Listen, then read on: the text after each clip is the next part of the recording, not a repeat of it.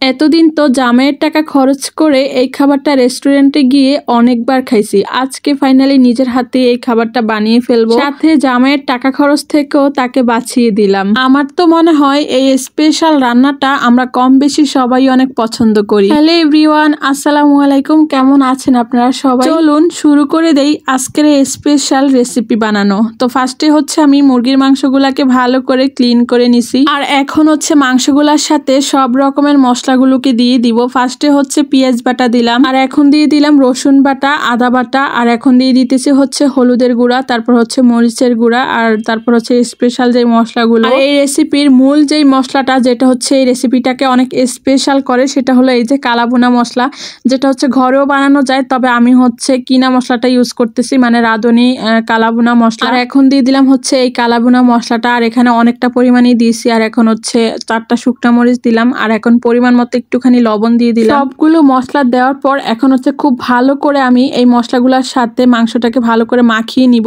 কারণ যে কোনো রেসিপি করার ক্ষেত্রেই মাখানোটাই হচ্ছে আসল। ভালো করে মাখতে পারলে মাংসগুলা ভালো করে মেরিনেট করা হয়, এতে করে রান্নাটা অনেক মজার হয়। আর আমি এখানে আরো কিছু মশলা অ্যাড করলাম, দেখতেছি যে পরিমাণ একটু কম কম হয়ে গিয়েছিল, তো তারপর হচ্ছে আবার সবকিছু দিলাম। আর এখন হচ্ছে কিছুক্ষণের জন্য এই মাংসটাকে রেস্টে রেখে দিব। তো এরই ফাঁকে হচ্ছে আমি কড়াই বসিয়ে দিলাম চুলায়, আর এখন কড়াইতে তেল দিয়ে দিলাম। তো তেলটা হচ্ছে একটুখানি গরম হওয়ার জন্য এখন অপেক্ষা করতেছি। তো তেলটা গরম হওয়ার পর এখানে হচ্ছে আমি পেঁয়াজ কুচি দিয়ে দিলাম পরিমাণ মতো, আর এখানে পেঁয়াজের পরিমাণটা একটু কমই দিছি, যেহেতু আগে হচ্ছে মেরিনেট করার সময় পেঁয়াজ বাটা দিছি, তাই এখানে হচ্ছে জাস্ট একটু বেরেস্তা করার জন্য আমি এই পেঁয়াজটা হালকা করে একটু ভেজে নিতেছি। বেরেস্তা কালার আসার জন্য একটু অপেক্ষা করব। চাইলে শুধু তেলের ভিতর মাংসটা দিয়ে দেন হচ্ছে এই বেরেস্তাটা লাস্টেও দেওয়া যায়, তবে আমি ফার্স্টে থেকেই করতেছি। তো এই তো আস্তে আস্তে করে বেরেস্তার কালারটা চলে আসছে, আর এখন হচ্ছে আমি মাংসগুলাকে এখানে দিয়ে দিব। মাংসগুলাকে হচ্ছে এখানে দিয়ে দিলাম, দিয়ে হচ্ছে এখন বেরেস্তার সাথে সবগুলো মাংসকে ভালো করে মিশিয়ে নিব তেল আর মশলাগুলোর সাথে। এর আগে অনেকবারই গরুর মাংসের কালাভুনা বাসায় করেও খেয়েছি, রেস্টুরেন্টে গিয়েও খাইছি, তবে হচ্ছে কখনো মুরগির মাংসের কালাভুনা খাওয়া হয় নাই। এই ফার্স্ট টাইম হচ্ছে ট্রাই করতেছি, তো দেখি কেমন হয় খাওয়ার টেস্ট। আমি এখানে আর একটু তেল অ্যাড করলাম, দেখতেছি যে তেলের পরিমাণটা একটুখানি কম হয়ে গিয়েছে, তাই হচ্ছে আবার নতুন করে একটু তেল দিয়ে দিলাম। আর এই রান্নাগুলোতে একটু তেলের পরিমাণটা বেশি হয়, তো এই জন্য হচ্ছে একটু তেল দেওয়া। আর এখন হচ্ছে আমি যেই কড়াইতে হচ্ছে মাংসটা মেরিনেট করছিলাম, ওখান থেকে আর একটু পানি ছিল, মানে মশলাটাকে ধুয়ে হচ্ছে ওই পানিটুকু দিয়ে দিলাম। এখানে আমি আর কোনো পানি দিব না, এই পানিতে হচ্ছে হয়ে যাবে।